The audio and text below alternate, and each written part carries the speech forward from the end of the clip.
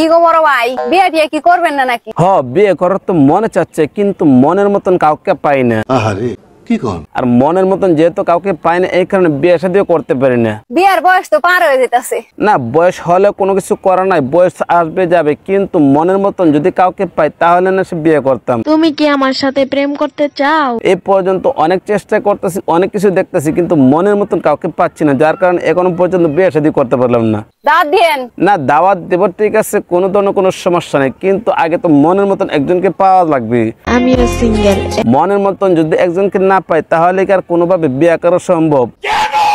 ভাই, বিয়ে করা কোনোভাবে সম্ভব না, এই কারণে চিন্তা ভাবনা করছি অনেক কিছু। সামনে ঈদ, ঈদ আসবে, ঈদ যাবে, কিন্তু ঈদে আসলে যে বিয়ে করতে হবে এরকম কিন্তু না।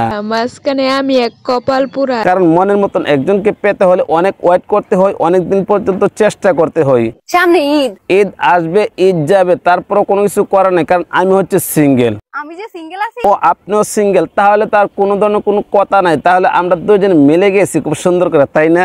আমিও সিঙ্গেল। আপনিও সিঙ্গেল, আমিও সিঙ্গেল, তাহলে কিন্তু জোড়াটা লাগানো যাবে খুব সুন্দর করে। আপনার কি কোনো গার্লফ্রেন্ড আছে নাকি? আমার যে বয়ফ্রেন্ড না, এই কথাটা কিছুতেই বিশ্বাস করে। কারণ আপনার মতন এরকম সুন্দর একটা মেয়ে যদি থাকে, আর যদি কোনো ধরনের কোনো গার্লফ্রেন্ড না থাকে, তাহলে তো আপনাকে নিয়ে সংসার করা অনেকটাই ভালো হবে, তাই না?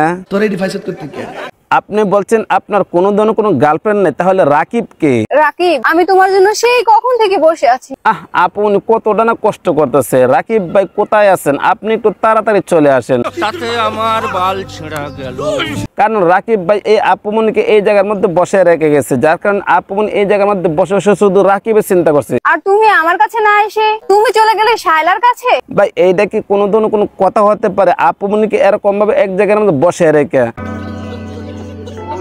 রাকিব ভাই চলে গেছে শায়লা আপার কাছে, কিন্তু আপনি যে রাকিব ভাই এরকম ভাবে এই আপুমনিকে এই জায়গার মধ্যে বসে গেছেন, এটা কি কোনো ধরনের কোনো কথা হতে পারে? ভাই, এটা কোনোভাবে মানা যায় না। একটা মানুষকে এরকম ভাবে একটা জায়গার মধ্যে বসে আপনি আরেকজনের কাছে চলে যাবেন, তাহলে তার কি দোষটা ছিল? তোমার জন্য আমি একটা কবিতা বানাইছি সাইফুল। যাই হোক, আপনি যেহেতু একটা কবিতা বলতে চাচ্ছেন, দেখি আপনার কবিতাটা কোন ধরনের হয়, আপনার কবিতাটা একটু বলেন। চুলাতে থাকে ছাই, গাছে থাকে ফুল, আই লাভ ইউ সাইফুল। কবিতাটা ভাই অস্থির না? আপুমনি কিন্তু একবার এক একজনকে খুঁজতে থাকে, কারণ তারা হচ্ছে ছেলে ব্যবসায়ী। তোমার থেকে আমি এটা আশা করিনি রাকিব। কারণ আপুমনি একবার এক একজনের নাম নিয়ে সেটা ফুরিতে চলছে, আর এরকম ভাবে কিন্তু একবার এক একজনকে যখন নাম বলছে, তখন কিন্তু আপুমনি এরকম ভাবে গিয়ে সেটা গাছের চিপার মধ্যে। বেকআপ।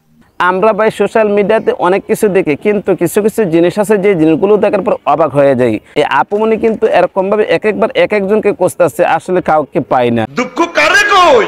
এই আপুমনিরা হচ্ছে এরকম ধরনের টেকনিক, একবার যখন এক একটা মানুষের নাম নেই, তখন কিন্তু একবার এক একজনকে খুঁজতে থাকে, আর যখন খুঁজতে থাকে তখন কিন্তু একটা জিনিস আমরা মাঝে মাঝে চিন্তা করি। তুমি কি আমার সাথে প্রেম করতে চাও? মাঝে মাঝে আমরা একটা কথা কই যে কাপল ব্লগাররা শুধু বউ নেশার ব্যবসা করে, আসলে কিন্তু এটা এরকম কিন্তু না। এই আপুমনিরা কিছু কিছু জিনিস আছে, তারা কিন্তু ছেলেদেরকে নেশার ব্যবসা করে।